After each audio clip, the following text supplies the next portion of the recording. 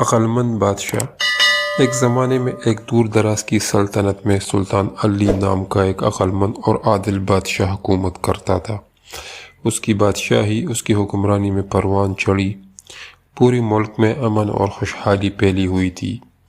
ایک دن مملکت میں ایک سنگین مسئلہ پیدا ہو گیا جس کی وجہ سے ہر کسی میں بے چینی پھیل گئی۔ بادشاہ یہ سب دیکھ کر بہت پریشان تھا۔ سلطان علی نے اپنی مشیروں اور علماء سے مشورہ کیا لیکن کوئی بھی تسلی بخش حل نہ دے سکا۔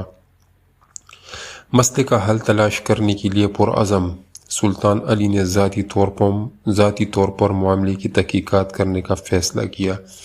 وہ اپنے محل سے باہر نکلا، اپنے لوگوں سے ملا، ان کی شکایات سنی اور ہر طرف سے غور و فکر شروع کی کہ اس بے چینی کو کیسے ختم کیا جا سکے۔ کئی دنوں کے غور و خوض کے بعد سلطان علی نے مسئلے کی اصل وجہ سے پردہ اٹھایا کہ لوگوں میں مایوسی اور بے چینی کی اصل وجہ انصاف کی بروقت فراہمی نہ کرنا تھی۔ بس اس نے ایک منصفانہ حل نکالا۔ انہوں نے انسانیت اور ہمدردی کے اصولوں کو برقرار رکھتے ہوئے کسی تعصب کے بغیر انصاف کی فراہمی کو یقینی بنایا۔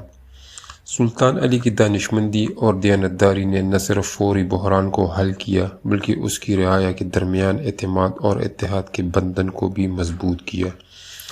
ان کی روشن خیال قیادت میں بادشاہی ترقی کے منازل طے کرتی رہی جو خطے میں امن اور خوشحالی کا مینار بنتی رہی۔